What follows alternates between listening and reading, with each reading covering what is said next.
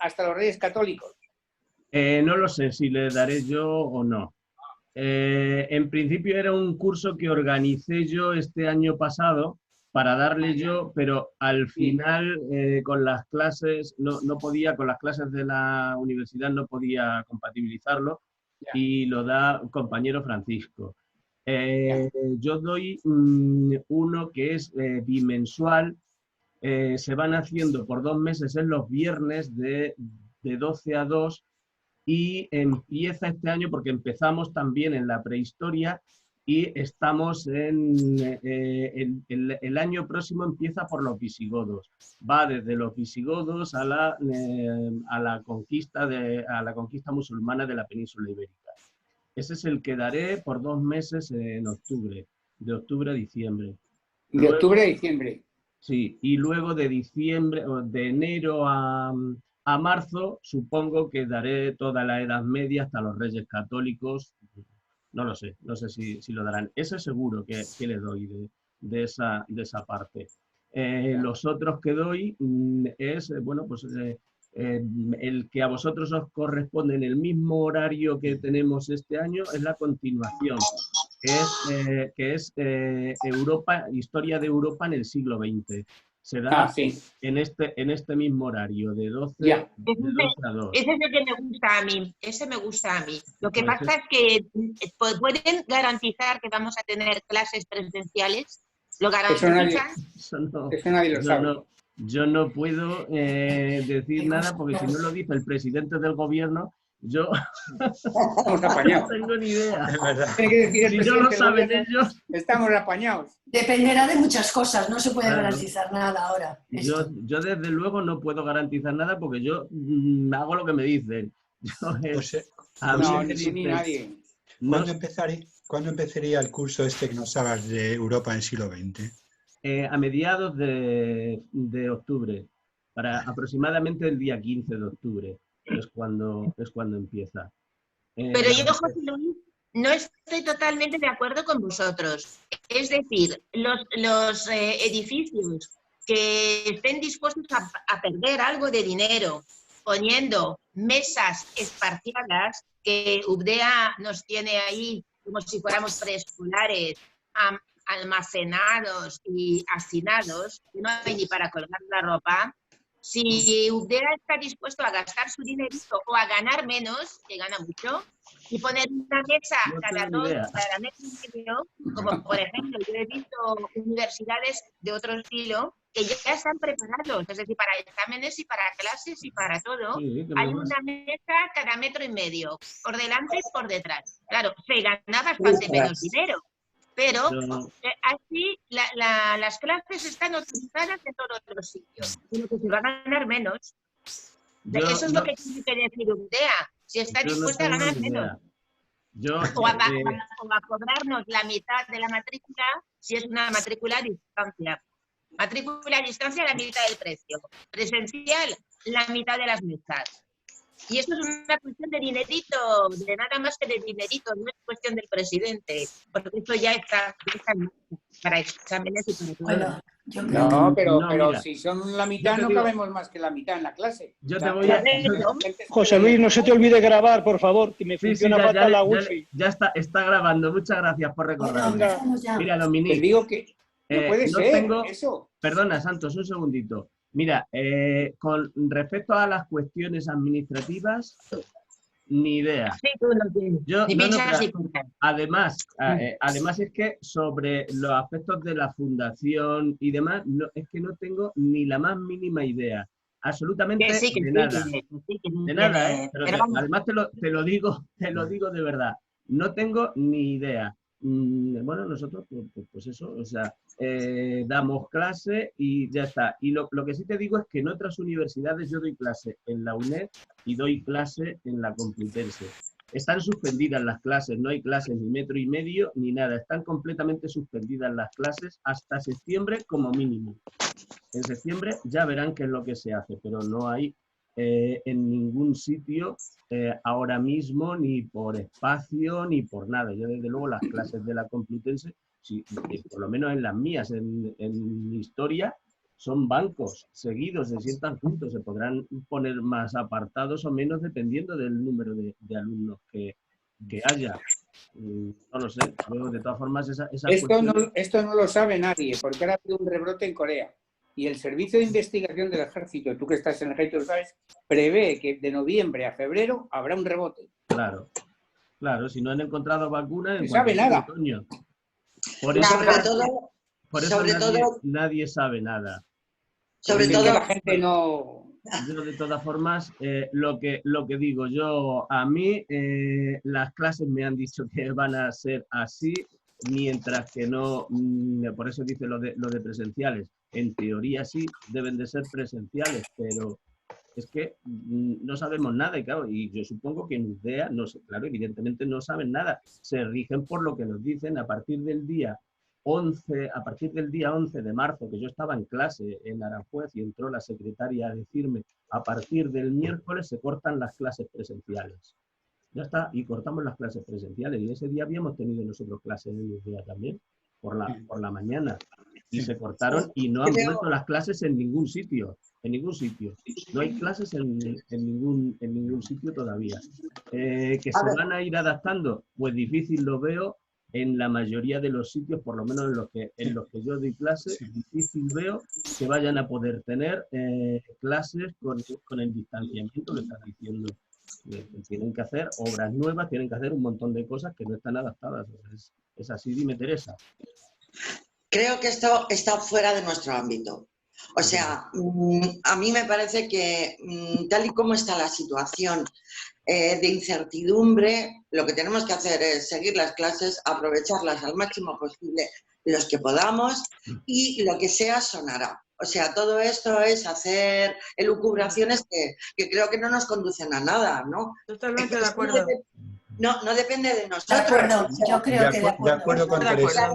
Yo creo que de acuerdo, que no merece la pena. Es ridículo ponernos a hacer suposiciones porque es que no depende de nosotros. No lo sabemos, no sabemos nadie. Claro. Bueno, la instalación futura, que yo la he visto en otras universidades, la he visto en Francia, la he visto, y además en Oriente, los alumnos van a clase y van a clase así.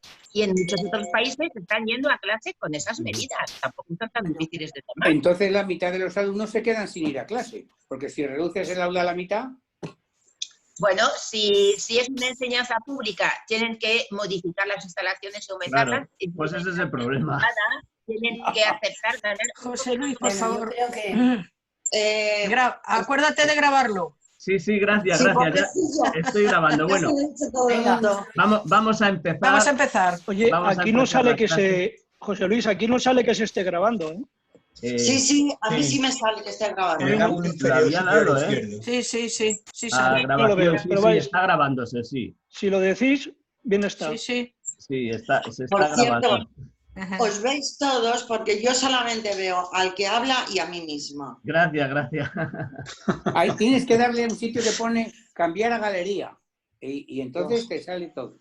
Cambiar a galería, a ver si lo Vista de encuentro. galería, sí. Arriba. Donde te lo ponga.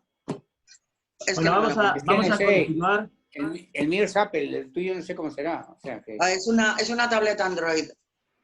Y tengo varias Pero todas cosas. hacen lo mismo.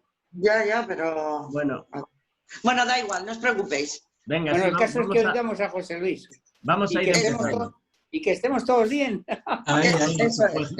Muy bien.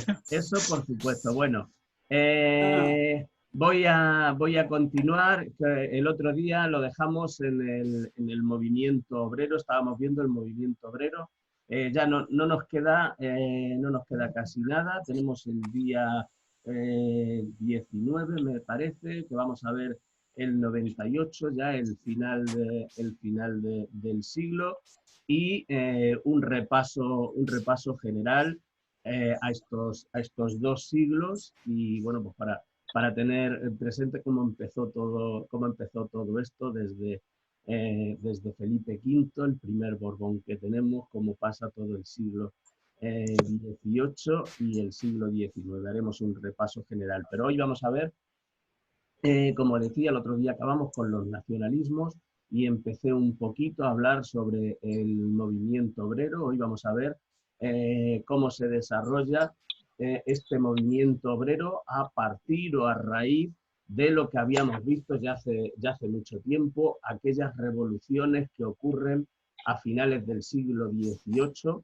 en revoluciones importantísimas. Recordamos que habían sido la revolución industrial, básicamente, la revolución industrial que se había dado previamente por una revolución científica, una revolución del conocimiento, de la ciencia, había avanzado, con lo cual, al avanzar la ciencia, la ingeniería, todo esto, va a ser posible que aparezca todo este fenómeno del maquinismo, aparezcan las fábricas y aparezca un nuevo sistema de producción completamente distinto al anterior. Esto cambiaría también el modelo económico, la base económica de la sociedad, que venía siendo tradicionalmente la agricultura. Vamos a pasar a un nuevo modelo, que es el de la industria.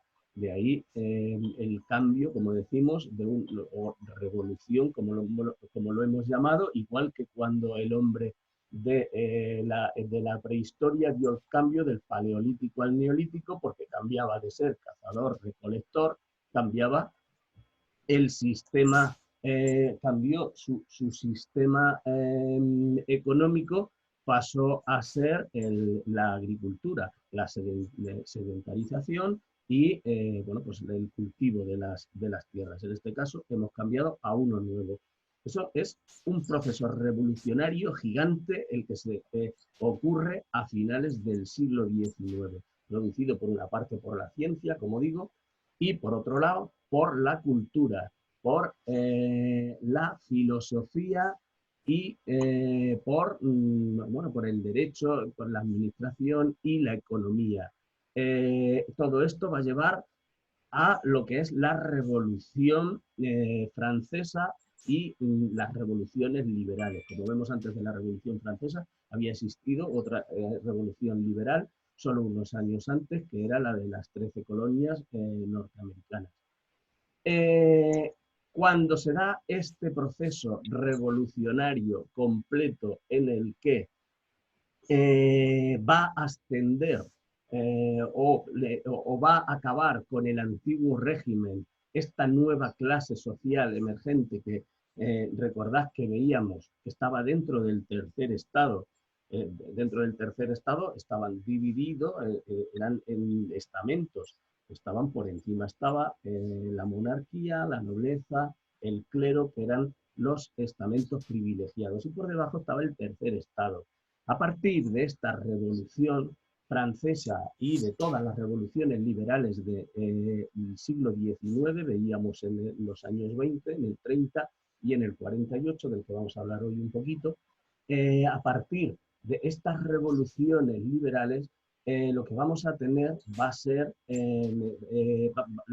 la aparición de dos clases sociales. Los estamentos van a acabar gracias a esa nueva legislación que decía, el otro día veíamos con los nacionalismos, que aparecía ese nuevo concepto de nacionalismo, porque aparecía el nuevo concepto de ciudadano. Ya no era súbdito, sino ciudadano. Pues con la aparición de los ciudadanos aparecen los derechos y aparecen las libertades, las obligaciones, pero ya no es un súbdito, alguien que obedece al que manda, tiene el poder absoluto. Son personas físicas con derechos. Uno de los más importantes es el derecho a la propiedad privada, algo que tampoco existía previamente. Por lo cual estamos viendo que aparecen muchísimas cosas nuevas, muchas cosas nuevas que no existían antes, con las que nosotros ahora mismo estamos perfectamente relacionados y no entendemos otra forma de vida distinta, además a la que conocemos actualmente. Pues de ahí, de ese tercer estado, de ese estamento no privilegiado, ese estamento es de donde van a surgir las nuevas clases sociales. Ahí veíamos que aquello era una caja desastre, un cajón desastre, en el que estaban desde los campesinos, efectivamente, porque habían sido la base de la sociedad agrícola del antiguo régimen, era la base y ahí es donde estaban el 80 y tantos % de los efectivos de la población mundial. A partir de dar este cambio hacia la industria, van a ir desapareciendo progresivamente, dependiendo de la industrialización que haya en cada lugar geográfico, van a ir llegando nuevos efectivos a incorporarse en la industria. Se va a reducir la agricultura y va a ir creciendo la industria. Las sociedades más avanzadas vemos cómo vamos hacia el sector terciario, dejamos ese secundario y vamos hasta hacia el terciario, especialmente con la deslocalización que llaman ahora la deslocalización industrial, que se ha ido casi toda la industria hacia países del sudeste asiático. En este momento aparecen esas clases sociales diferenciadas. Como digo, primero, los campesinos que van a ir engrosando las filas del proletariado, como se va a llamar ahora. Va a haber dos clases sociales. Una que es la burguesía, que ya existía también, era una minoría dentro de este estamento no privilegiado, era una minoría que porque eran los comerciantes, eran quienes se dedicaban al préstamo de dinero, era una burguesía menor la de las profesiones liberales, los médicos, abogados, funcionarios del Estado,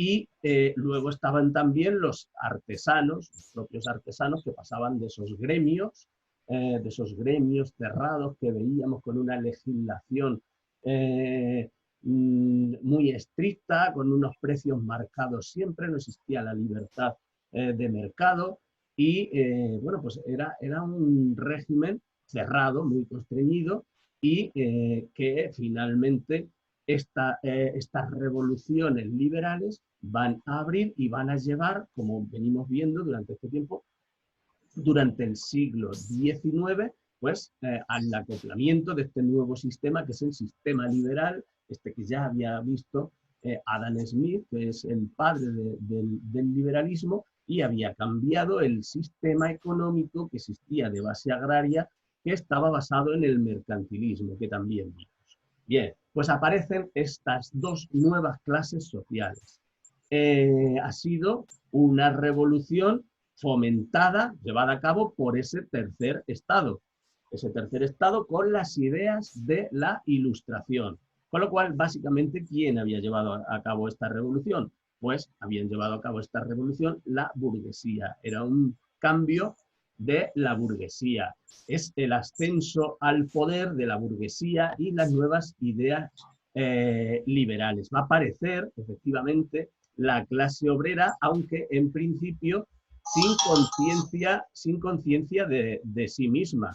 No va a tener una conciencia de clase, de clase todavía, porque en un principio para las revoluciones han sido manipulados o han sido llevados o utilizados por esta burguesía para acabar con el antiguo régimen. Va a dar paso a esta sociedad, a esta nueva sociedad en la que los proletarios, ahora ya son los proletarios, los obreros van a encontrar un nuevo orden mundial, en el que el régimen va a ser la propiedad y la producción.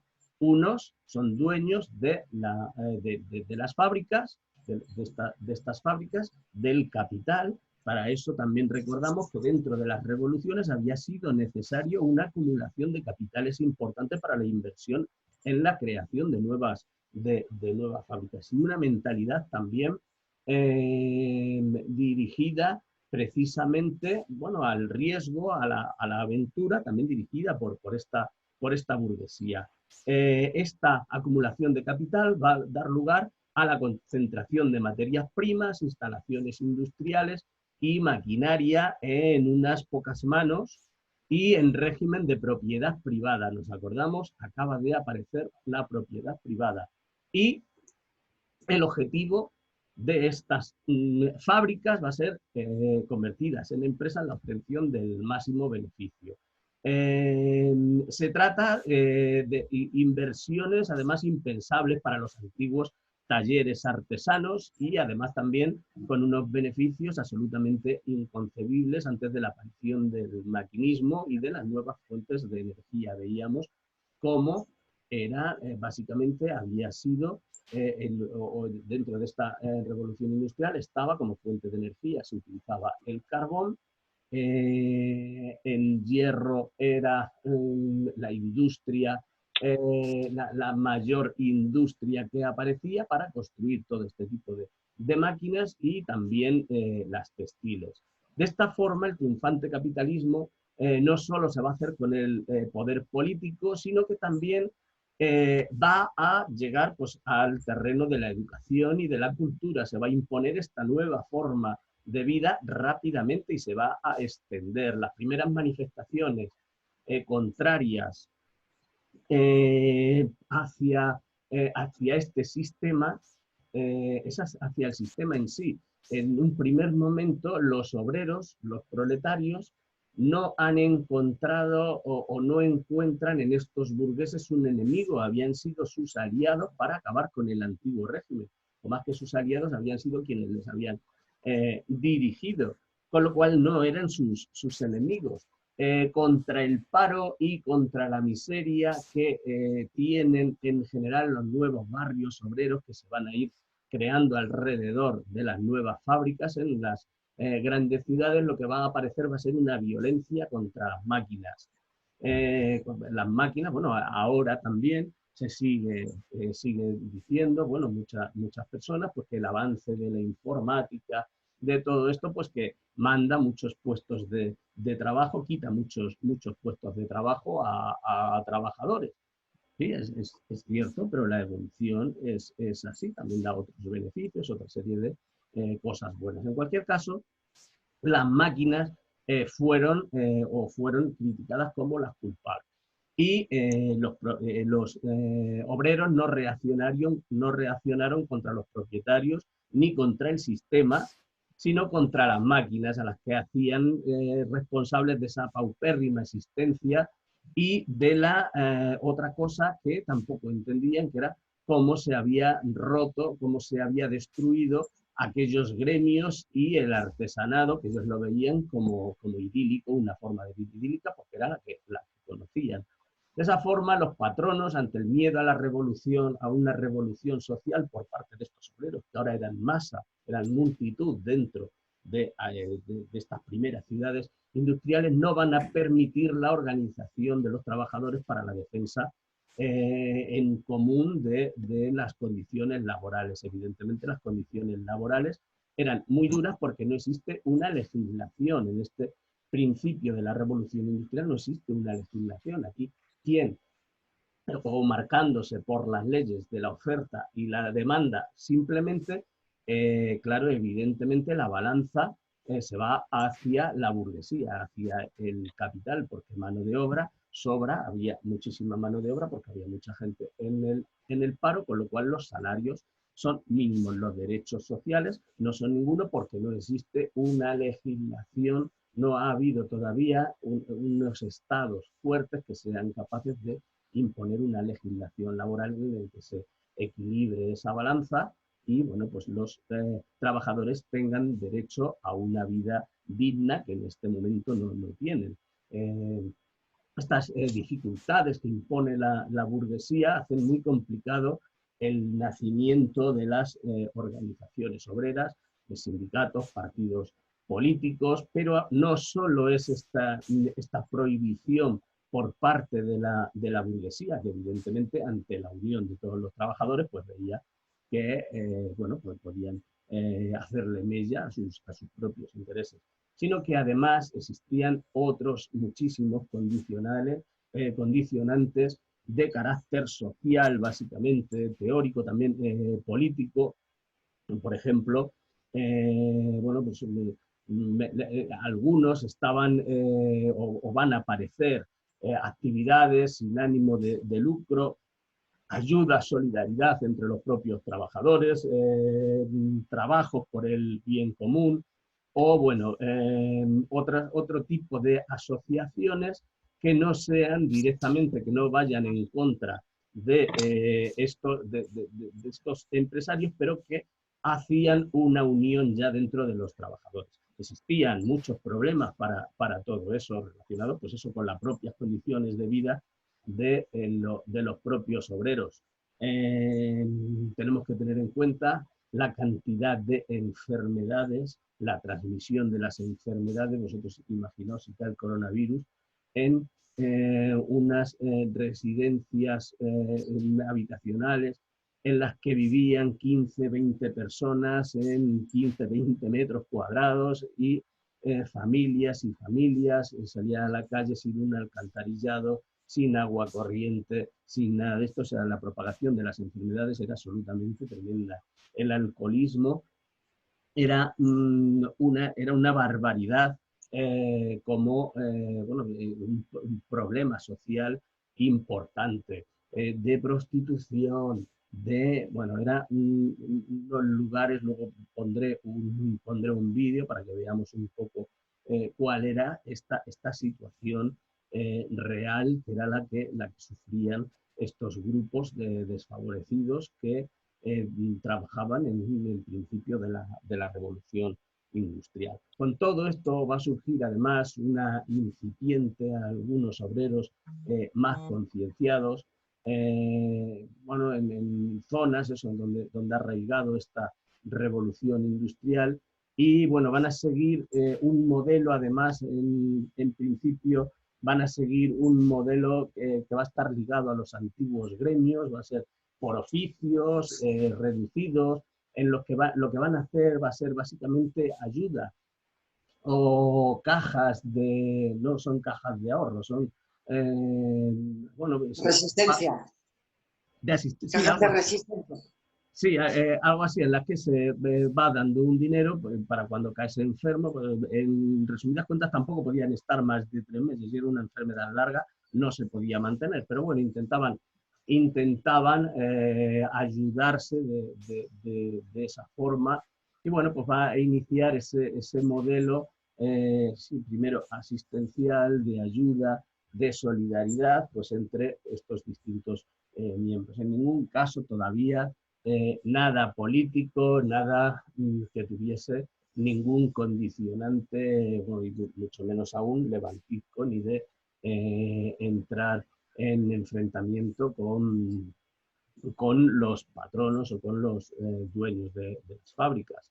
Este triunfo del liberalismo, aún antes en Inglaterra, el poder político va a reaccionar claramente antiobrero, y se van a dictar leyes contra los pobres.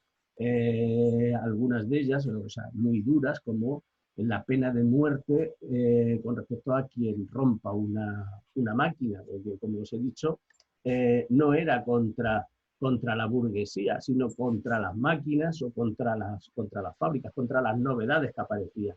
Pues quien rompía una de estas nuevas máquinas directamente era la pena de muerte.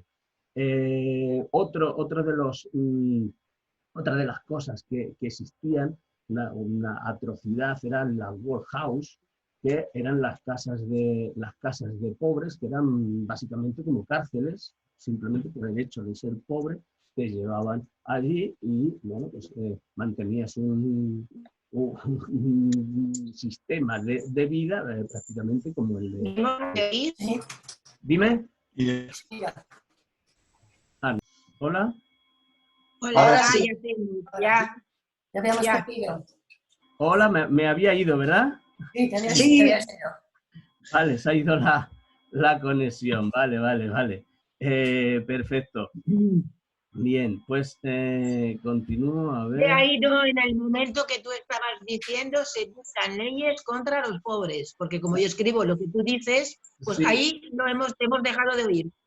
Vale, no eran las... A ver, ¿sigue grabando? Sí, perfecto. No es... las leyes contra los pobres, leyes contra lo que era lo que era el ataque que llevaban a cabo contra las fábricas, lo que comentaba también la workhouse, que eran estas prisiones para pobres, que era simplemente por el hecho de ser pobres, entraban o eran llevados a estos lugares. Y además fallaba otra cosa, una institución que tradicionalmente había ayudado a los pobres en forma de beneficencia, que era la Iglesia Católica, y bueno, pues que va a ver cómo tiene muchos más problemas para poder seguir llevando a cabo esa asistencia. Además va a endurecerse la forma de que puedan llevarla, ya no solo por los privilegios que está perdiendo y la economía, el capital que está perdiendo la Iglesia Católica, que es tremendo en estos momentos, y bueno, pues va a perder también capacidad de asistencia a los pobres. Bueno, siempre estas nuevas empresas, como digo, lo que pretenden es la obtención del máximo beneficio, y a partir de aquí pues es donde la vida que tradicionalmente había funcionado, o sea, se lleva no solo a las empresas, a las nuevas fábricas, sino que también va a la vida del campo. Precisamente en las tierras que pertenecían a la Iglesia Católica, la obtención, vamos, ni en esas ni en los mayorazgos no era la obtención del máximo beneficio. Tenían una función asistencial también a esos campesinos pobres que vivían en sus tierras. Van a haber endurecido, con el paso al liberalismo, van a haber endurecido su propio sistema de vida, porque esa nueva visión del mundo en la que,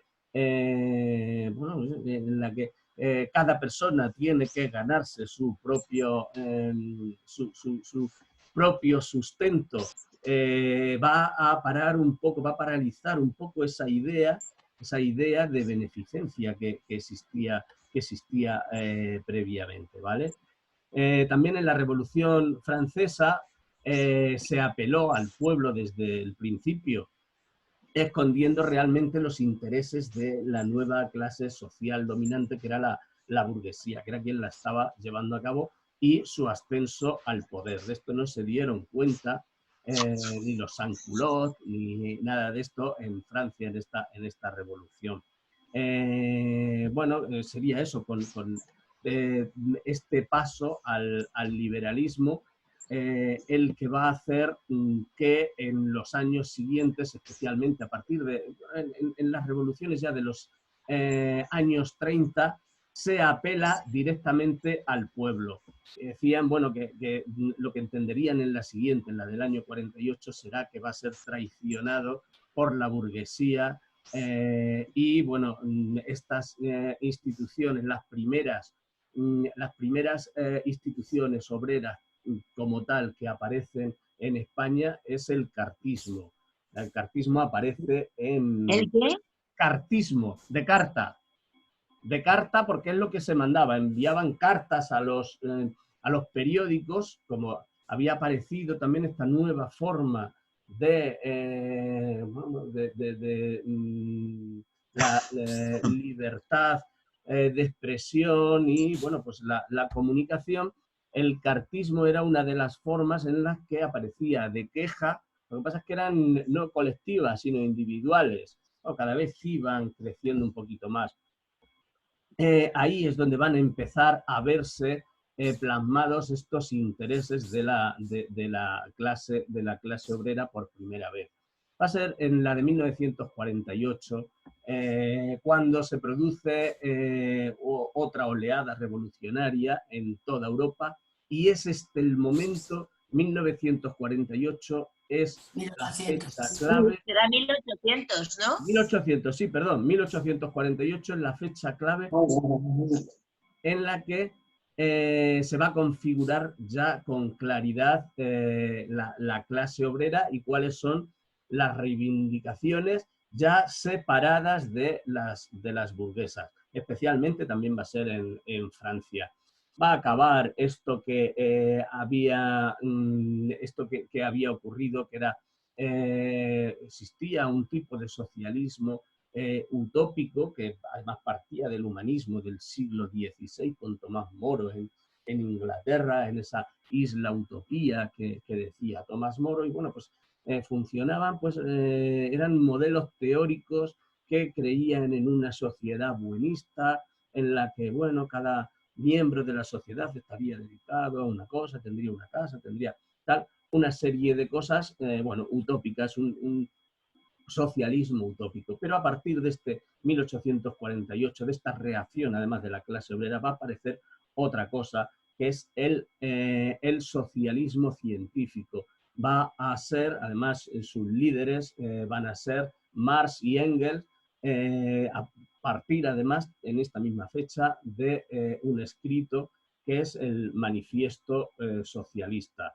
Tenemos un libro es un libro muy interesante, si puedo os lo colgaré luego, un libro de Luis Gómez Llorente, era un socialista socialista de inicio de la transición, un estudioso de todo este movimiento obrero del siglo XIX.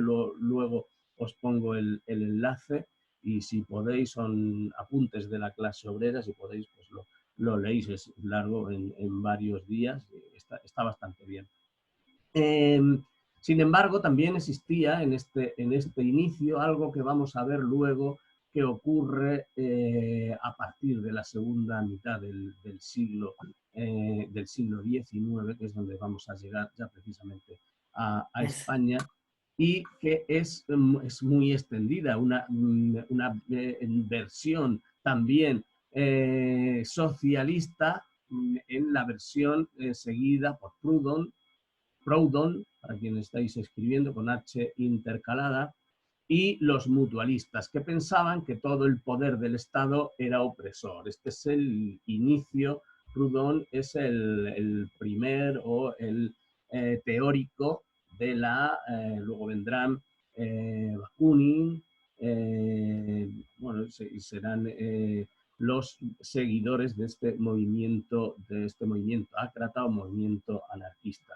Tras el fracaso de esta revolución de 1848, el movimiento obrero, aún con una nueva base teórica, va a salir muy dañado y fragmentado, no tanto en Gran Bretaña como en Francia, que había sido reprimido duramente, además por la burguesía, de ahí ese primer encontronazo con la burguesía y con la implantación del Segundo Imperio de Luis Napoleón Bonaparte y la persecución que se va a llevar a cabo, ejecución y exilio, una represión importante contra aquellos trabajadores, aquellos obreros que habían formado parte de las revueltas que anteriormente habían sido bien vistas por esta clase burguesa que ahora ya, sin embargo, estaba instalada en el poder y ahora ellos eran quienes reprimían. De forma inversa, va a ser años de una muy fuerte expansión de la industria en todos los países de Europa Occidental, gracias a uno de los adelantos más importantes que había sido el ferrocarril y otra revolución que era la de los transportes. Es el momento en el que el capitalismo, también de forma paralela, se va a expandir o se va a iniciar dentro del nuevo imperialismo y colonialismo que se va a iniciar en ese momento, con lo cual va a llegar o se va a llevar ya este modelo también a lugares coloniales, a otros continentes. Ese progreso de la industria traía también consigo siempre una considerable fuerza del trabajo y un crecimiento de la clase obrera y pues un crecimiento también de los barrios y ciudades que alojaban esas industrias en condiciones higiénicas y sanitarias bueno, bastante deplorables, siempre teniendo en cuenta que los poderes públicos no tenían la suficiente fuerza como para poder mediar o como para poder mejorar las calidades de vida, pues, de los barrios obreros. La Asociación Internacional de Trabajadores se va a crear en Londres en 1864. Va a simbolizar el 1800, ¿verdad? 1864 en Londres. La AIT se llama. Tenemos problemas, se corta muchísimo. Se corta todo el rato. Y dice que el ancho de banda tuya es muy bajo. No sé qué pasa. Pues no sé, hoy estará por lo que sea más fastidiado, pues lo siento, mira que lo siento. Bueno, la Asociación Internacional... ¿Qué es lo que se funda en 1864 en Londres? La AIT, Asociación Internacional de Trabajadores. Vale, AIT, gracias. ¿vale? Es el símbolo, además, de la unidad de la clase obrera, asumiendo, dice, y aceptando en principio sus propias diferencias, que van a ser muchas. Esta primera internacional socialista, como se llama, es la internacional. Es el momento, 1864, estamos en España, estamos todavía a finales del reinado de Isabel II. Va a ser cuando se va a firmar el Pacto de Ostende, en el que están todos contra Isabel II. Ha pasado ya ese primer momento, habíamos visto en 1855, una evolución económica muy favorable, en la que España eso se viene arriba. Se provocan aquellas guerras que comenté, tanto en Sudamérica, con Chile, Perú, y también en Marruecos. Y bueno, pues eso lo había facilitado precisamente la expansión, aunque en nuestro país fue mucho más despacio, la expansión de la industria, y básicamente la del ferrocarril en estos años, a partir de la ley del ferrocarril que veíamos de 1855. Pues nosotros, sin embargo, cuando se inicia la AIT, todavía no existe una parte en nuestro país, en España, todavía no se ha creado el movimiento obrero. Estaba formado por regiones. Va a aparecer posteriormente con Fanel, y ahora lo vamos a ver, que llegará unos años después. Llegará en el 68, que es cuando se produce la revolución, que no tiene nada que ver con los trabajadores. Esta revolución que va a dar lugar al sexenio revolucionario no tiene absolutamente nada que ver con los trabajadores, pero sí que dentro de ella van a llegar los primeros y se va a crear la primera organización regional. Esta internacional, que digo, la AIT, o la primera internacional, no es solo una reunión, una organización. Se van a hacer en distintos países y en distintas capitales. La primera, eso, fue en Londres. Y tiene el sentido que tenía era para que todos los trabajadores de todos los países industrializados tuviesen los mismos objetivos, discutiesen cuáles eran los objetivos que tenían y cuál era el camino a seguir en esto que se llamó la lucha obrera. Se van a celebrar, como digo, varios congresos que pretenden eso, la unión de las distintas izquierdas. Esto va a empezar en Ginebra, en otra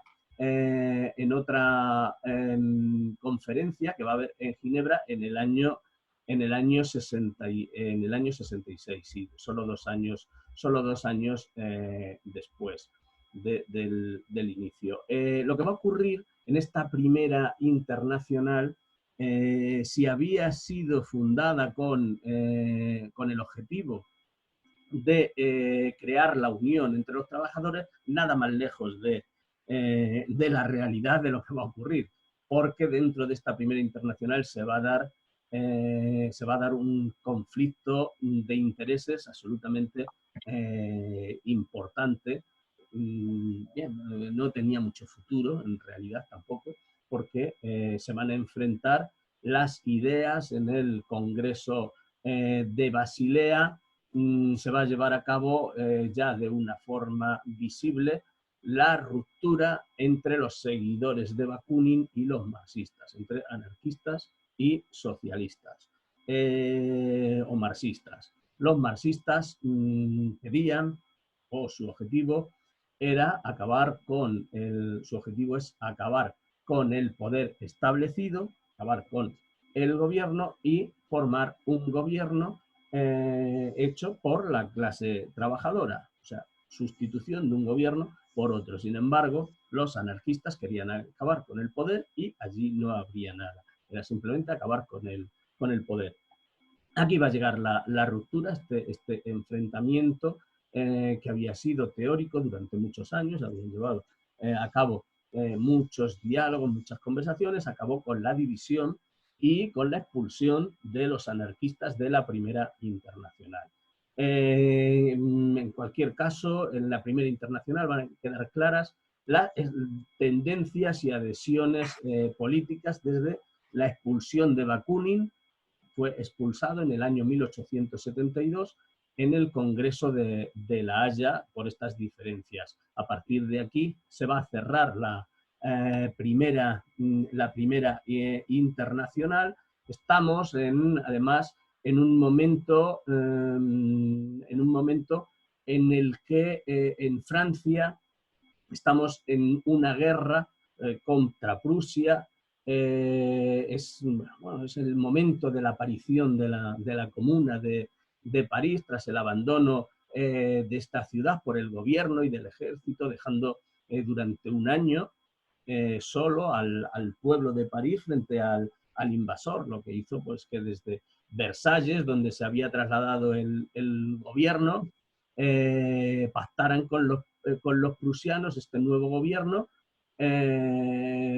para destruir esta comuna, con el resultado final nuevamente de una represión muy violenta.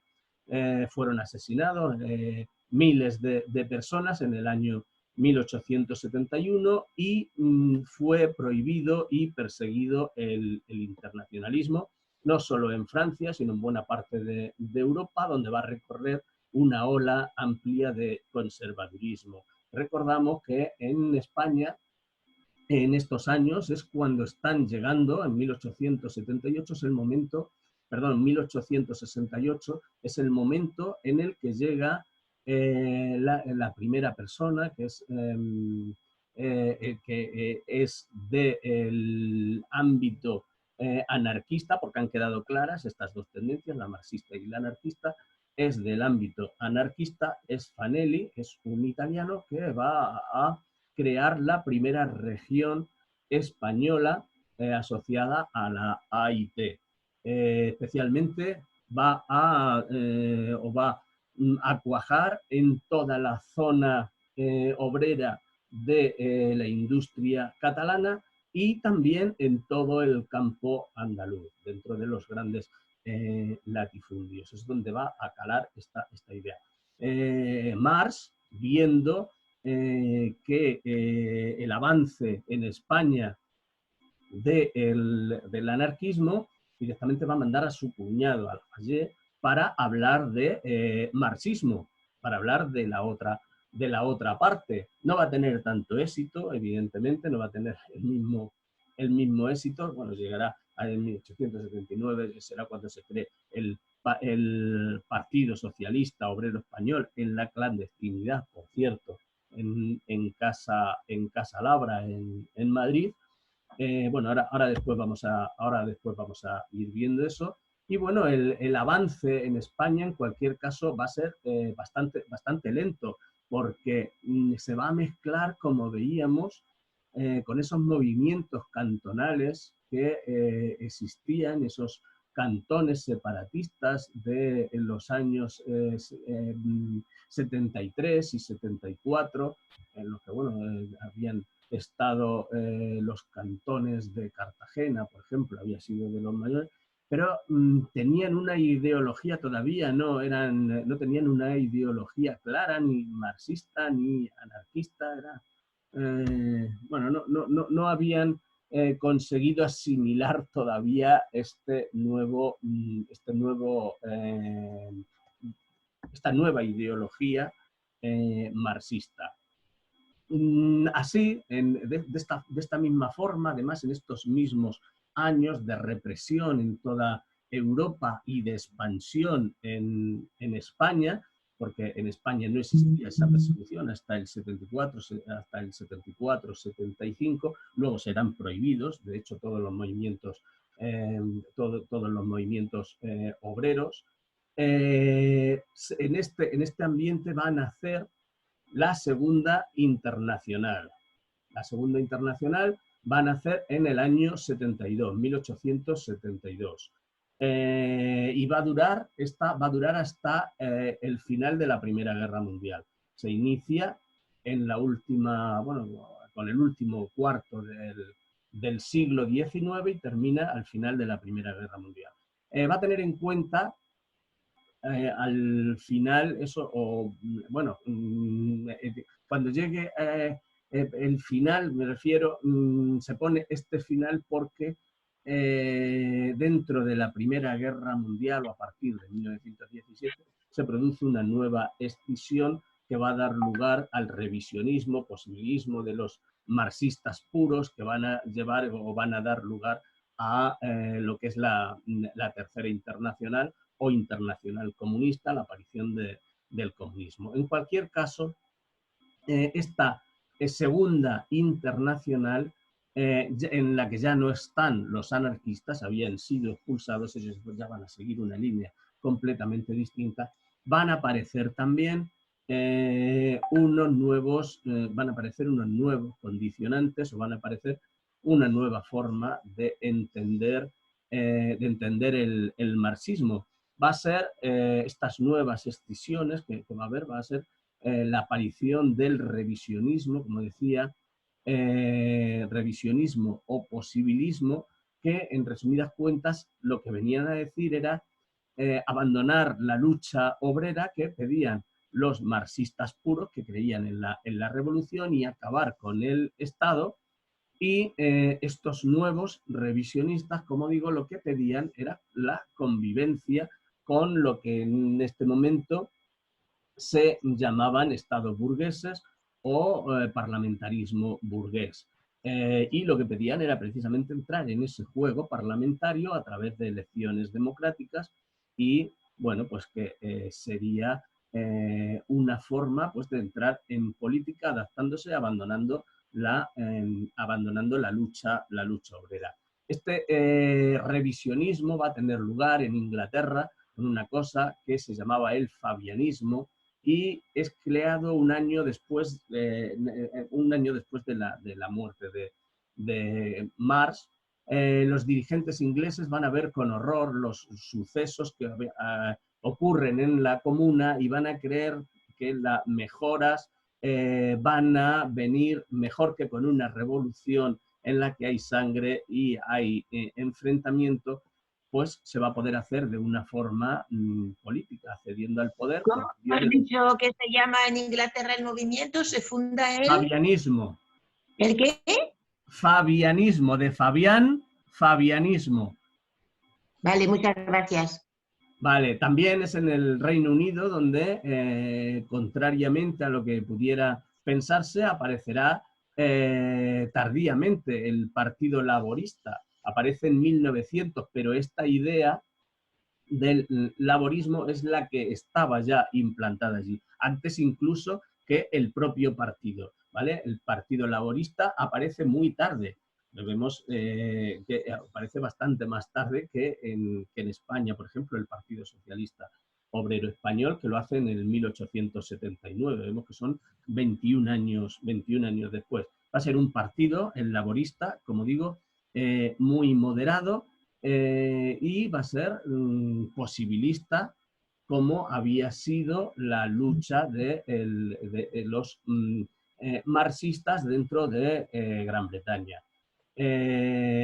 Bueno, también le va a caracterizar la simplicidad teórica del partido y el pragmatismo, muy pragmático. Esto además debe de coincidir con la mentalidad británica, decidido siempre a dar respuestas inmediatas y fórmulas alternativas para alcanzar el bienestar social de los trabajadores por encima de todo, más que teorizar sobre futuras revoluciones que no llevaban, no iban a llevar a nada, o no era el momento de hacer ninguna revolución. Lo que pretendían era que al día de hoy llegar a esos beneficios sociales para los trabajadores.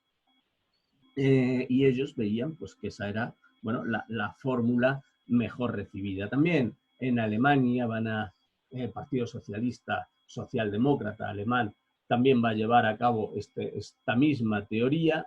Durante todo en el Reino Unido, durante todo el siglo XIX, el movimiento obrero va a estar muy dividido, aunque siempre la alternancia, o sea, la tendencia que podría dar lugar a la alternancia política dentro de un sistema parlamentario siempre fue la socialdemocracia, fue mayoritaria. En este momento va a aparecer esa palabra y esa nueva doctrina que es la socialdemocracia que conocemos en la actualidad.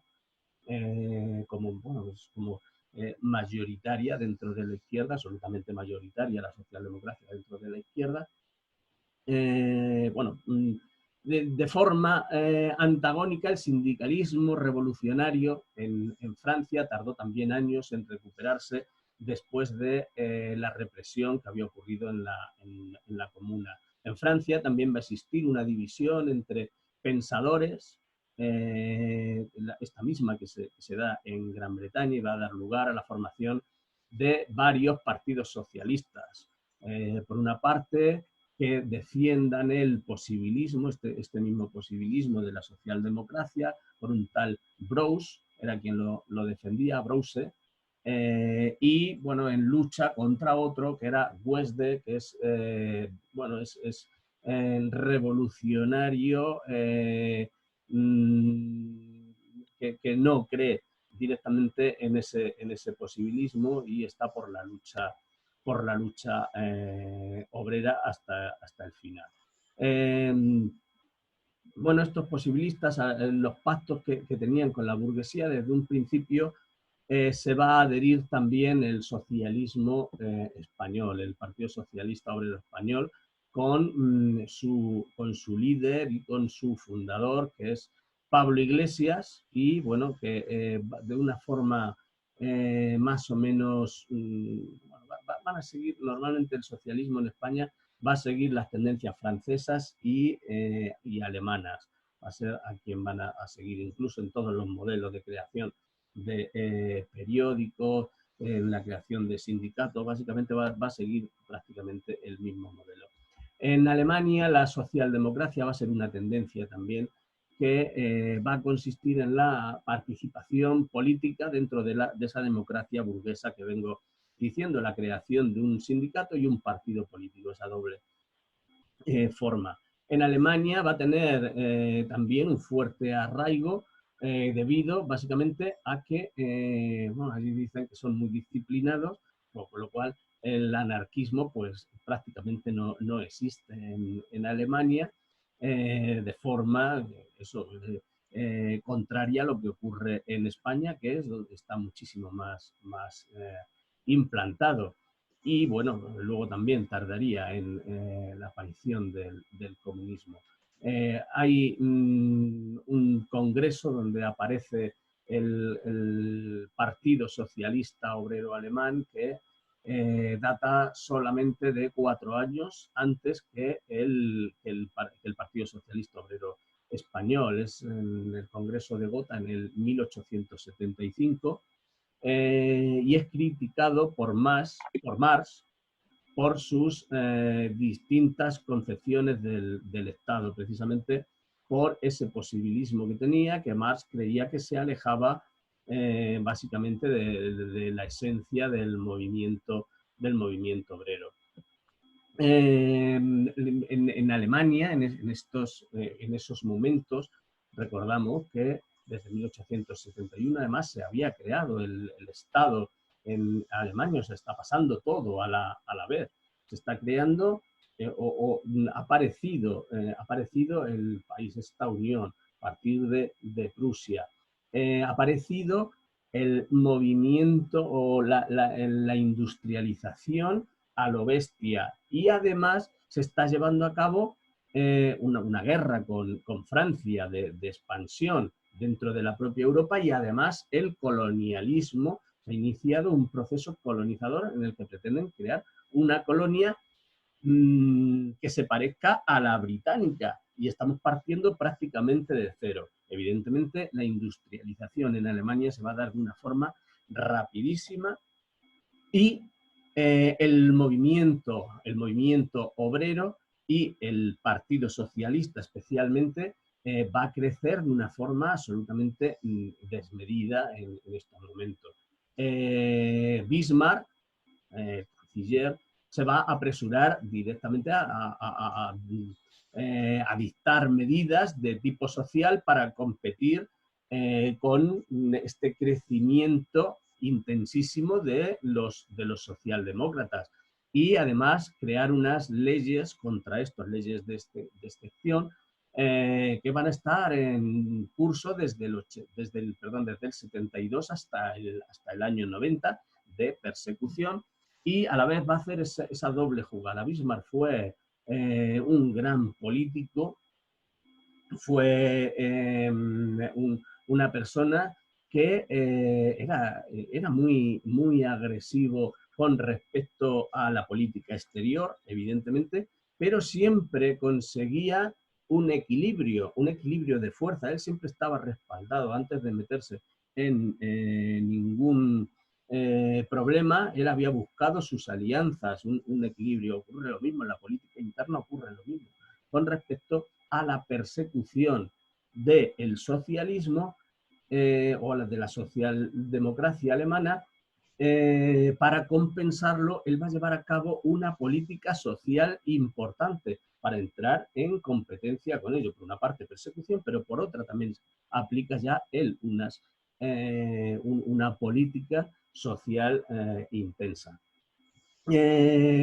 A finales ya del 90 van a entrar dentro del partido, se va a ampliar ya no solo con obreros y trabajadores, va a ser un partido en el que de una forma temprana van a entrar burgueses, miembros de profesiones liberales, le van a dar un nuevo impulso al Partido Socialdemócrata alemán, y a partir de aquí además va a caracterizarse siempre hasta la actualidad como un partido perfectamente posibilista, socialdemócrata dentro del sistema liberal, que defiende la propiedad privada, defiende el libre juego de la democracia, y bueno, pues va a ser de esta forma, como digo, va a marcar un poco dentro del continente, este partido va a ser un poco el que va a marcar las líneas de la socialdemocracia dentro del continente, justo también con esa creación que veíamos tardía en el año 1900 del Partido Laborista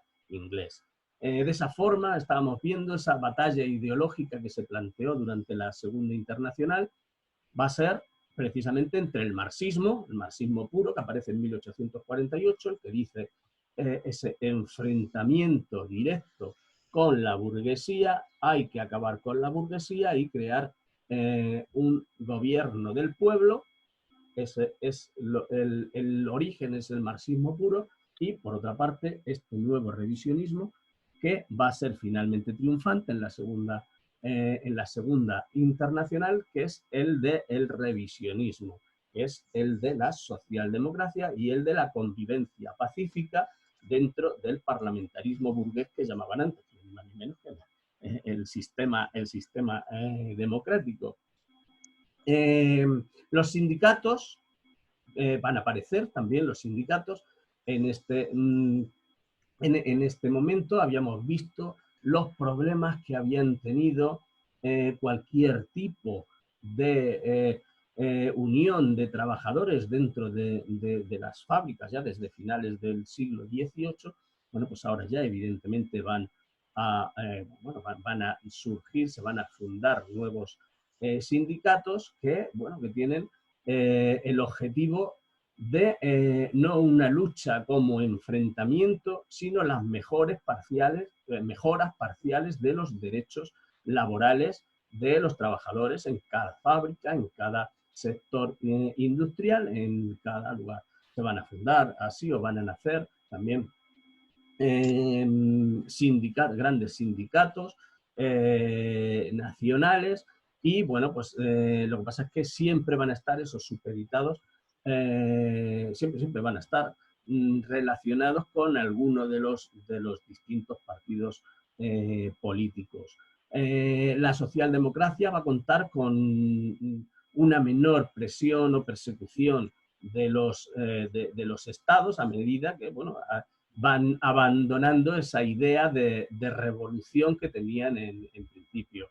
En 1889, el Congreso de París, que está formado por partidos políticos socialistas y socialdemócratas, y sus sindicatos afines, bueno, van a ver que no se puede crear una unidad ya directamente en torno al marxismo. Ya los intereses están muy alejados unos de otros, hasta que, bueno, pues, van a estar con respecto a algunos temas que son los que aparecen en ese momento, que es el creciente imperialismo y colonialismo que tiene lugar en el último tercio del siglo XIX y principios del XX, que, como veíamos, va a desembocar finalmente en la Primera Guerra Mundial. Se llegan a plantear el concepto de nación y el de Estado, y de ahí viene lo de la internacional. Ellos veían cómo los países en esa lucha nacionalista en la que estaba llevando a un aumento progresivo del armamento y de la belicosidad, y que se dirigían en esa creación de ese imperio colonial que estaban haciendo, crecimiento arancelario además y de lucha, ellos optaban por la unión de los trabajadores, de ahí lo de la internacional. Los intereses de los trabajadores de Francia, de Gran Bretaña, de España, de todos los lugares, es el mismo, es el bienestar de los trabajadores, no la lucha, la guerra entre los distintos países. Esa era la idea generalizada que existía a finales del siglo XIX ante el crecimiento, como digo, de esa escalada de armamentos y, bueno, de la belicosidad de unos países y otros. Después, bueno, vamos a llegar a la forma en la que va a acabar esta Segunda Internacional. Va a ser en plena guerra mundial, como la derrota del zarismo en 1917, la revolución, se va a dar la revolución rusa, la revolución soviética, y a partir de esta revolución soviética se va a iniciar una guerra desde el 17 hasta el 21, ya metidos en el siglo XX, y el triunfo de los bolcheviques va a llevar a cabo esta dictadura del proletariado. Van a perseguir duramente, se va a hacer una represión una vez terminada la guerra, bueno, antes incluso de terminar la guerra, se va a perseguir a los socialdemócratas, a los socialistas y a los anarquistas. Y se va a realizar una internacional distinta, se va a llamar Tercera Internacional o Internacional Comunista. Es el inicio del comunismo y la separación completa de lo que son estas ideas que partían en origen de Marx, eran todas marxistas, pero que van a ser completamente distintas. Y bueno, ya más tarde va a ser eso, el periodo entre guerras va a estar marcado por ese enfrentamiento entre la Primera y la Segunda Guerra Mundial, el enfrentamiento que van a tener la socialdemocracia y el comunismo, como previamente había tenido el marxismo y el anarquismo, enfrentados pues, bueno, enfrentados a muerte, de hecho, había sido, ¿vale? Bueno, pues tenemos dentro de España, vamos a ver un poco cómo se plasma todas estas ideas revolucionarias, cómo se plasma el marxismo, cómo llega. Bueno, lo primero es que se va a dar una cosa, como decía, que era la extensión y la expansión del anarquismo. El anarquismo va a ser en España, al margen de todas estas luchas teóricas que existen en el ámbito general hasta que se crea la tercera internacional y esa separación. En España estamos todavía dentro de la lucha o el enfrentamiento que había durante la primera internacional. Y además, de hecho, en España triunfa la sección anarquista, que no es la que triunfa en el resto de Europa. Además, esto va a llevar a cabo una cosa que se llama, o que se llamó, porque en ese momento la palabra terrorismo no existía, como existe en la actualidad, y se llamó, eran atentados anarquistas que se llamaban propaganda por el hecho. La propaganda por el hecho va a ser algo que va a aparecer en 1877 y va a durar pues hasta mediados, perdón, no, hasta principios del siglo XX. Bueno, se van a interpretar de forma muy crítica los acontecimientos ocurridos en este periodo por parte de las autoridades, porque esto es una cosa nueva. Esto de la propaganda por el hecho era dentro del anarquismo español. Va a haber una serie de atentados que van a comenzar eso desde el año 77 y van a tener o van a alcanzar una dureza impresionante a lo largo de los años 90. Bueno, es dentro de la violencia o espiral de violencia que se va a dar, se cometía el atentado y posteriormente al atentado existía una persecución de anarquistas que que tuviesen o no tuviesen relación con el atentado.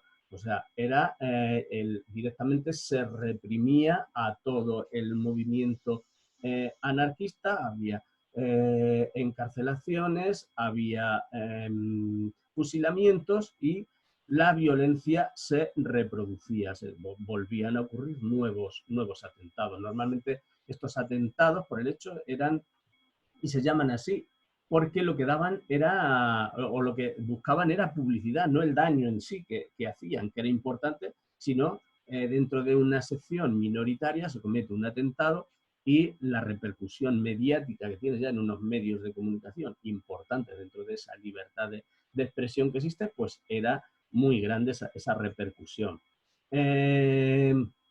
Normalmente no tenía nada que ver los que llamaban los hombres de acción o quienes llevaban a cabo estos atentados con los intelectuales anarquistas o con editores con editores de libros y bueno, pues con gente que además pertenecían a la burguesía normalmente y que formaban parte de este movimiento anarquista. Era muy amplio, evidentemente la inmensa mayoría formaban parte de las clases sociales más desfavorecidas, como he dicho, y marginales de la sociedad.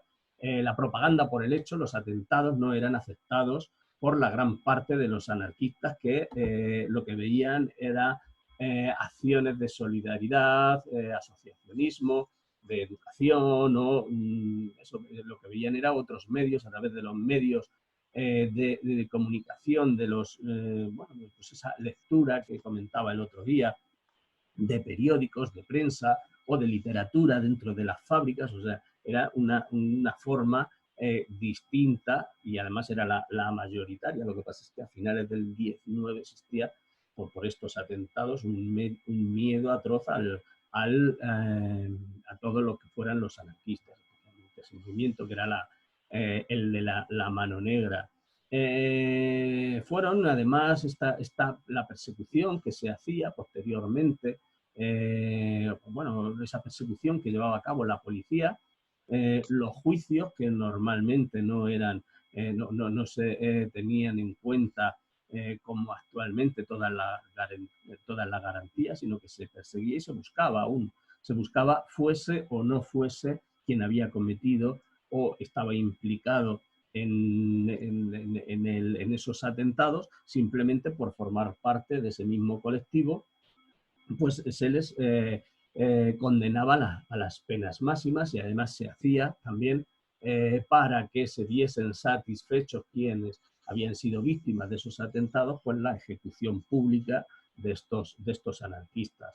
De esta forma lo que se conseguía era que, bueno, pues, la propaganda por el hecho efectivamente fuese evidente y se buscase cada vez más, y además se buscaba la venganza de otros nuevos anarquistas por los anteriores caídos, con lo cual era una vorágine, era un ciclo o una rueda pues difícil de parar, y especialmente en esos años en los que yo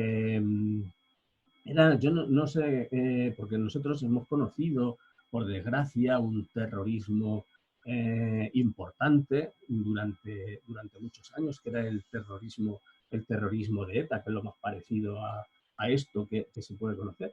Pero, sin embargo, el terrorismo de ETA tenía una concepción militar. Era, o pertenecía o era de origen marxista, y se ve claramente como diferencia, porque tiene una estructura militar. Existe un líder que ordena a todo un sistema. En un sistema, pues unos son quienes buscan armas, quienes roban, quienes traen capital, y otros son quienes ejecutan. Pero todo lo ordena uno o varios jefes. El problema que tenía el encontrar a estos líderes anarquistas, a estos ejecutores anarquistas, es que no tenían un líder. No había un mando único, sino que eran, y esto, fijaos, esto se parece al nuevo terrorismo que hemos venido sufriendo en el siglo XXI, del terrorismo islámico. Esto lo llamaban los lobos solitarios. Pues esto era algo parecido. El anarquista que llevaba a cabo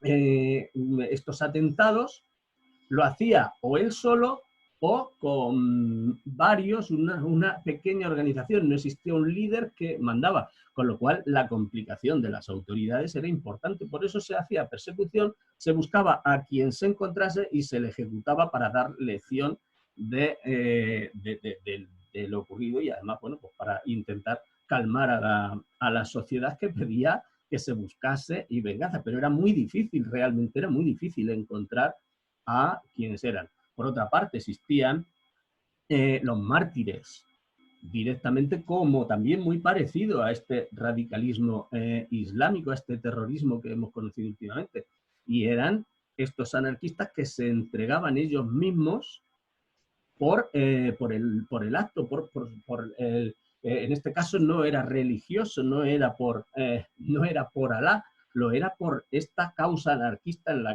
la que creían. Tienen esos parecidos importantes entre una cosa y otra.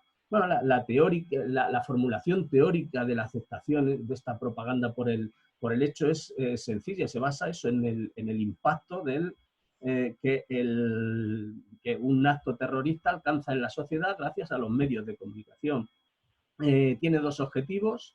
El primero es causar el terror de las clases dirigentes, que lo conseguían, y un segundo objetivo, que era más importante, que es llevar la idea de la revolución a la clase obrera a través de los medios de comunicación.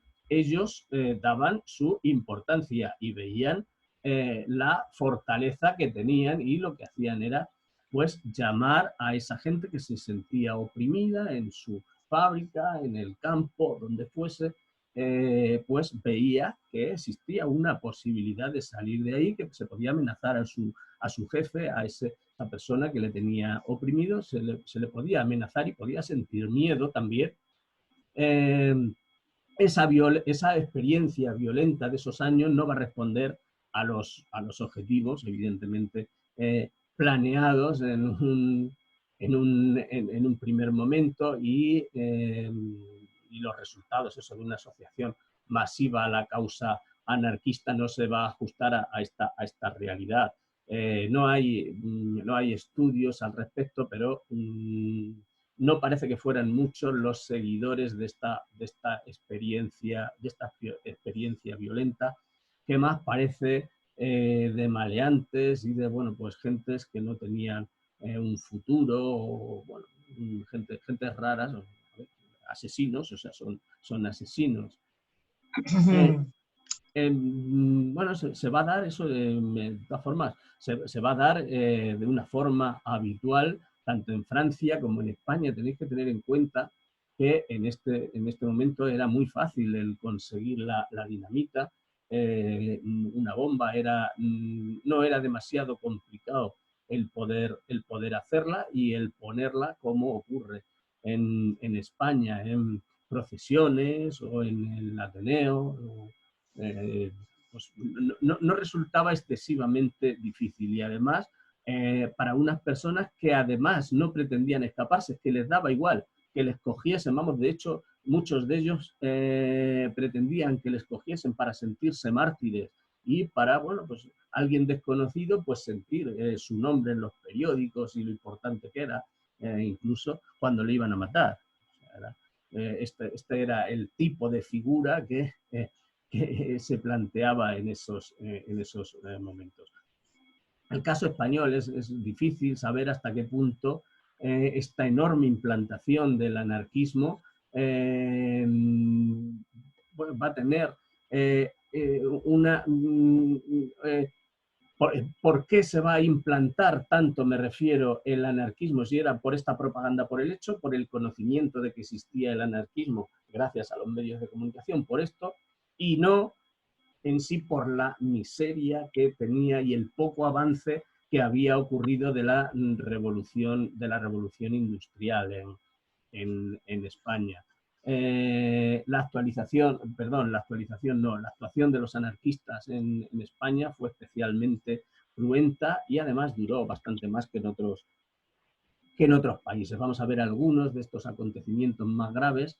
Van a tener que ver con acciones llevadas a cabo por anarquistas durante la celebración de la fiesta del 1 de mayo en el 91, en la que ya se han distanciado completamente de los reformismos socialistas y de todo este tipo de reivindicaciones. Ellos ya van son contrarios, son enemigos ya de cualquier tipo resquicio, no solo con los marxistas, sino también con los nuevos socialdemócratas, a quienes ellos consideran muy a la derecha. Pues a partir de ese 1 de mayo del 91 van a hacer que la huelga pues dure muchos más días de lo que tenía que ser. Tuvieron muchos enfrentamientos con la policía, hicieron explotar varias bombas y, bueno, pues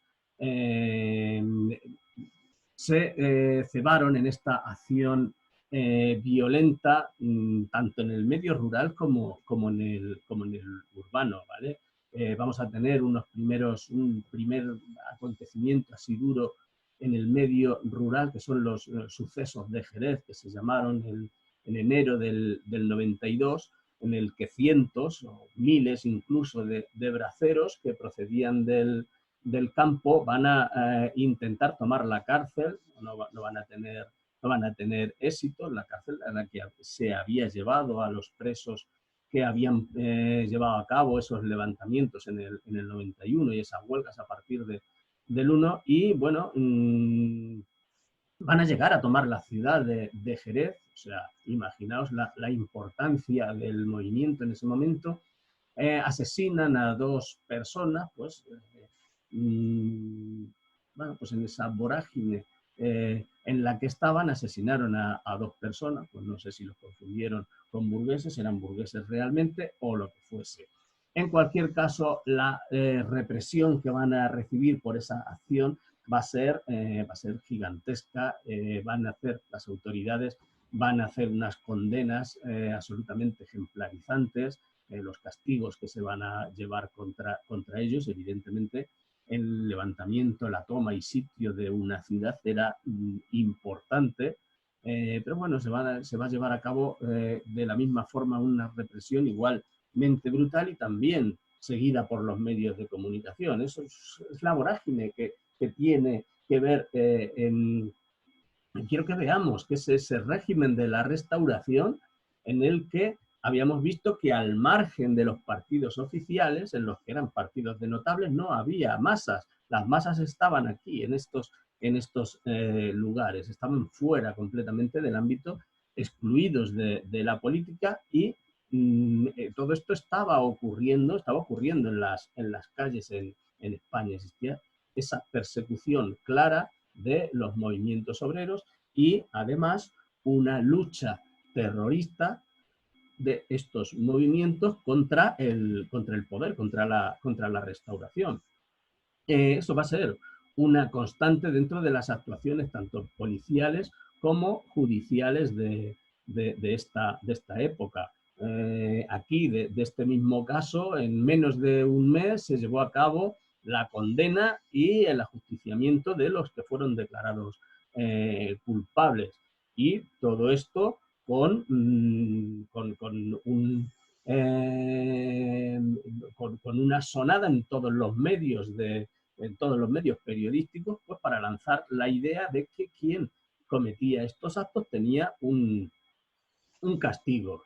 A su vez, eso y también llevaba lo contrario, y era que el mesianismo con el que se entregaban también estos anarquistas a la muerte, pues también daba, estos mártires también daba nuevos seguidores dentro de las propias clases obreras.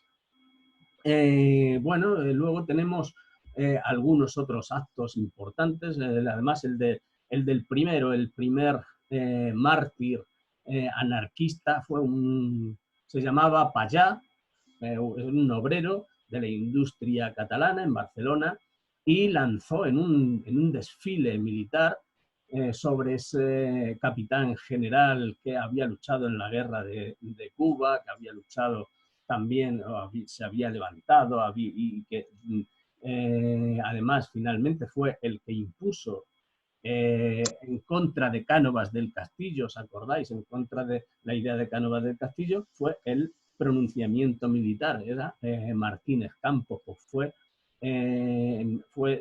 o se le intentó asesinar en 1893 en Barcelona, fue herido y, bueno, él y varios más de la comitiva militar.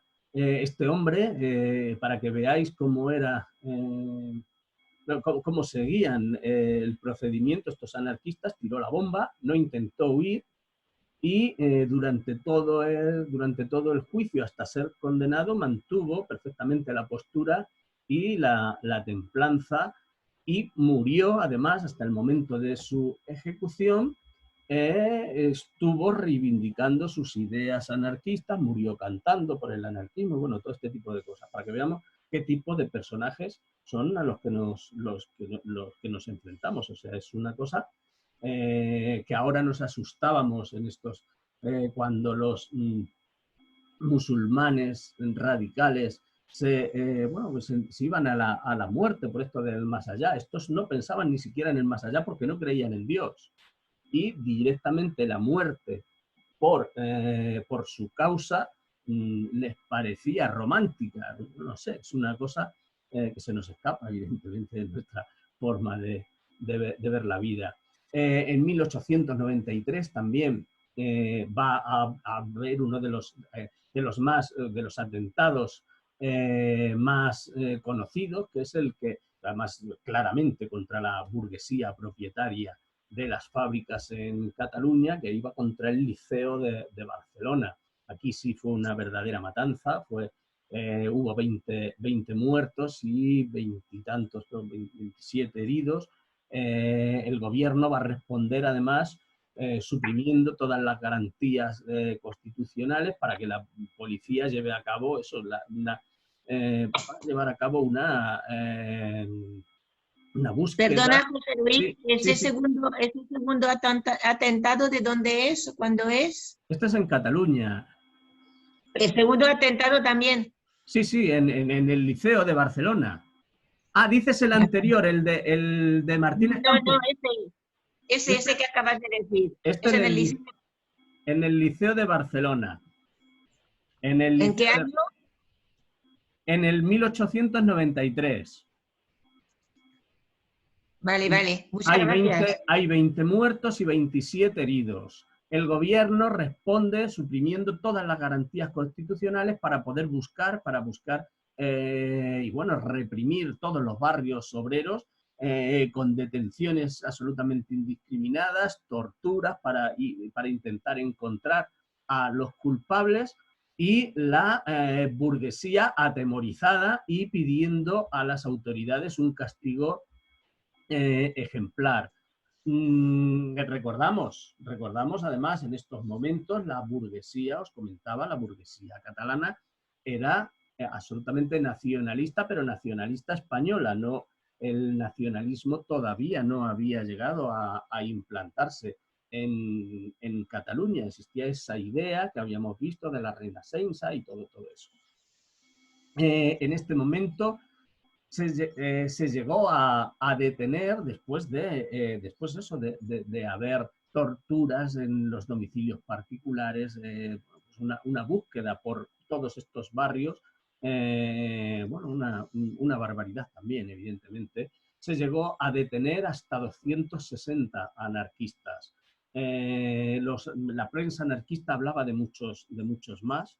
Eso no se detenía solo a quienes frecuentaban los centros anarquistas, sino que se detenía a familias, a conocidos, a todo lo que pudiera parecer que tenía algo que ver con algo que tuviese que ver con algo anarquista. Incluso los nuevos sindicatos católicos que habían aparecido eran sospechosos de tener individuos que conectasen con este movimiento anarquista. Claro, la búsqueda evidentemente fue bestial porque había que encontrar y había que dar un castigo a quienes habían realizado semejante atrocidad.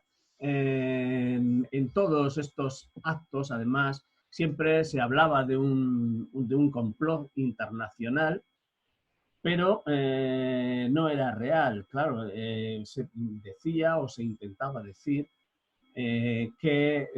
porque si no es que hubiese dado más miedo, que era una organización criminal internacional la que llevaba a cabo estos actos. Sin embargo, no, eran grupos muy reducidos, desde una persona hasta 3 o 4 eran quienes llevaban a cabo esto.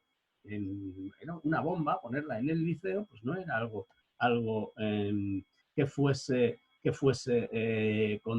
muy complicado. Bueno, pues tenemos algunos de estos atentados más complicados. También existe el pistolerismo en estos momentos. Otra de los atentados que se van a llevar a cabo con esta forma de bomba fue en el 96, y en este caso era contra la Iglesia Católica, y fue en la celebración de la procesión del Corpus de la Iglesia de Santa María del Mar en Barcelona también. Aquí también fue una bestialidad. Vosotros imaginaos, también es cierto que las bombas no tenían la potencia que pueden tener en la actualidad, pero dentro de una procesión poner una bomba es lo que ocurrió en esta ocasión. murieron 20 personas eran en el liceo, son 12 personas las que mueren en este nuevo atentado. Y claro, además, en este caso, porque el que iba en el liceo sí que era contra la burguesía, porque eran quienes entraban al liceo, eran quienes podían entrar, pero sin embargo en la procesión eran todos víctimas, eran gente del pueblo, gente que iba en la procesión. La repulsa además que creó este nuevo atentado fue mayor porque las críticas venían desde los medios socialistas, desde los medios conservadores, desde todos los medios posibles, excepto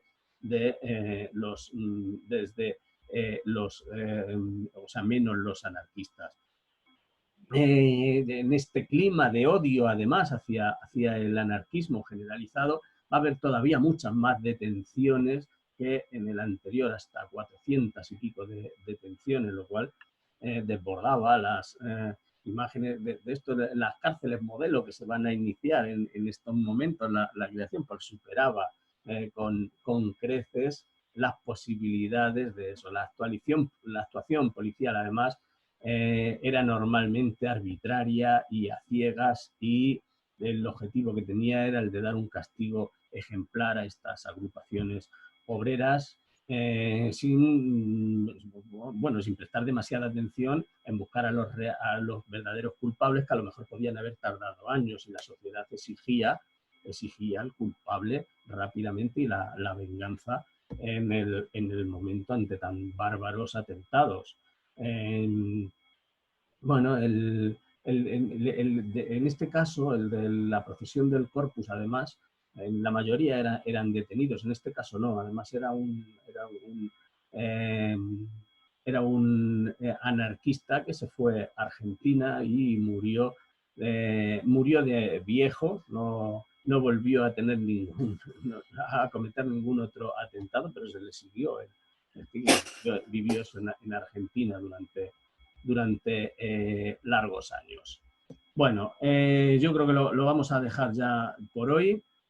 El próximo día, como decía, vamos a ver la guerra contra Cuba, el 98, y qué es lo que genera en España, en las nuevas generaciones que van dentro de las nuevas generaciones que van a aparecer, ese regeneracionismo que va a ser la forma de pensar de los nuevos españoles, esa vuelta a lo que van a pensar que es que su país se ha caído de primera potencia que pensaban ellos que era, que evidentemente no lo era a finales de siglo, a algo eso como un país de segunda o algo así, esa tristeza colectiva que va a aparecer a partir del 98 como consecuencia de esta guerra, ¿vale? Bueno. Oye, José Luis, te quiero preguntar una cosa. Sí, dime, Dominique. Oye, mira, ¿por qué eso cuaja tanto en España, ese tipo de ideas anárquicas, y no cuaja en los demás países? ¿A qué se debe eso? Yo creo, esto es propio, creo que es así, porque en España no se había llevado a cabo ni la revolución industrial, solo se había llevado a cabo en unos lugares muy concretos. Cierto es que una parte es en Cataluña y allí es donde más se desarrolla, pero más que por eso, creo que es por el atraso real que existe en España, por los grandes latifundios, por la miseria tan grande que existía en buena parte de Andalucía, y básicamente porque no tenían nada que perder, eran personas sin futuro, sin ningún futuro, con lo cual la forma de implantación, además de que la primera persona que llega a España a hablar de estas ideas socialistas pertenecía a la sección anarquista, que era Fanelli, con lo cual el origen está ahí. y luego la implantación masiva, creo que es esa, creo que es la de que el desarrollo industrial y el atraso que existe en España y el que no hay un futuro real ante esa miseria, tanto dentro del campo como dentro de esa incipiente industria que aparece en Cataluña, pues creo que es eso, sencillamente. De hecho, va a ser así hasta el momento de la Segunda República, ¿eh? Van a ser mayoritarios los anarquistas en España. Ten en cuenta que con la aparición del Partido Comunista a partir de 1921, el Partido Comunista de España,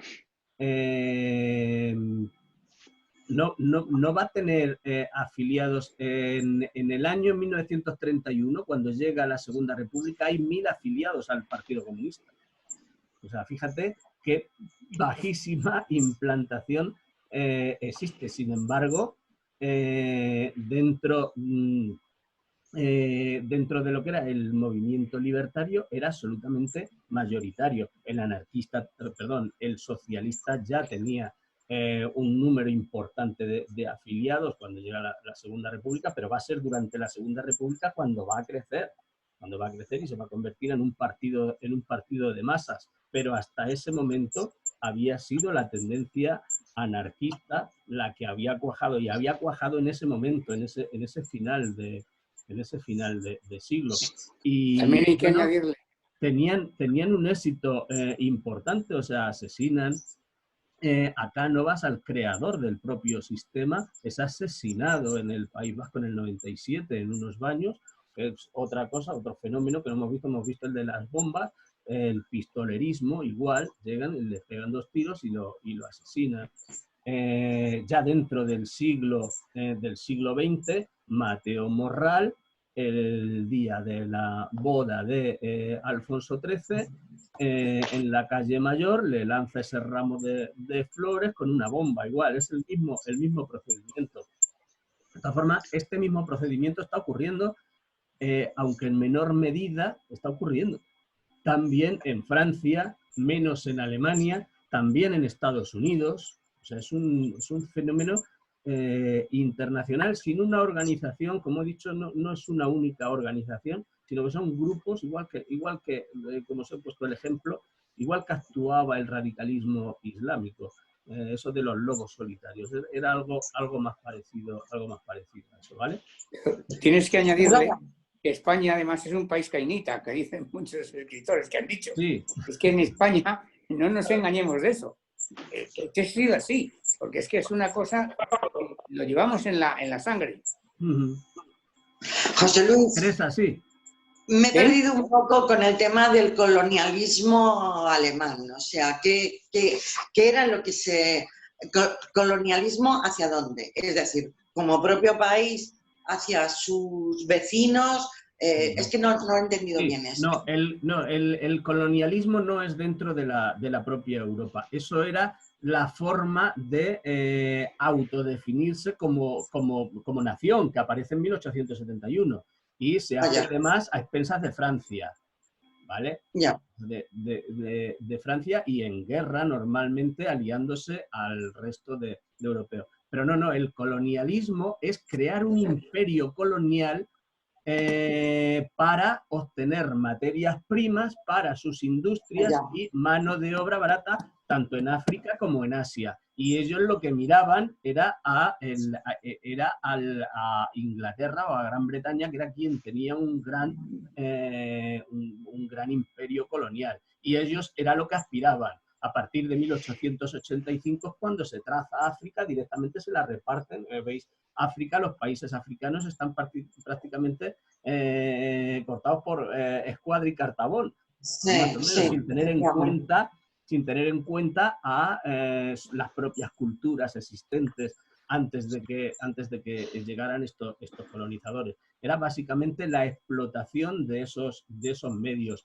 Y Alemania entra con mucha fuerza porque el crecimiento industrial era muy grande en ese momento, y además porque acababa de nacer como nación y necesitaba reafirmarse y intentar conseguir ese imperio colonial. Eso lleva a la Primera Guerra Mundial y en cierto modo a la Segunda también. Vale, Pero de acuerdo. Ya dentro del año siguiente.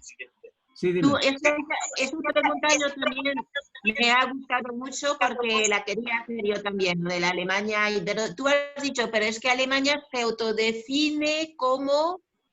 ¿Y cómo? Que me he perdido. Se autodefine. Alemania. Sí, has dicho Alemania no es que sea colonialista, es que se define como no. ¿Es colonialista o no es colonialista? Sí, es colonialista, claro. Claro, Es lo que estaba diciendo, es lo que estaba diciendo ahora. No, que el colonialismo, lo que había dicho es que colonialismo dentro de Europa no existe el colonialismo dentro de Europa. Eso era guerras territoriales, eso especialmente con Francia. A ver, me decías... Bueno. ¿Alguien más? Bueno. Sí. Sí, dime. No, que si puedes, por favor, colgar lo que has comentado antes acerca de Luis Gómez Llorente en el WhatsApp. Sí. No, bueno, lo que os voy a colgar es el libro de Apuntes del Movimiento Obrero. Está fenomenal, ¿eh? O sea, si podéis leerlo, es el creador, o uno de los creadores de un movimiento o dentro del propio Partido Socialista, que a día de hoy sigue existiendo, que es Izquierda Socialista. No sé si lo conocéis. Es un movimiento dentro del PSOE que es crítico con la línea del PSOE, está más a la izquierda. ¿Vale? Sí, Santos. No, que decía que me tengo que ir. Vale, sí. No, nos vamos todos. Bueno, que sigáis todos bien. Muchas gracias. Venga. Igualmente. Hasta el lunes próximo. Un saludo a todos. Hasta luego. Un saludo a todos y que sigáis bien. Cuidaros. Gracias. Adiós. Adiós. Hasta luego. Adiós a todos.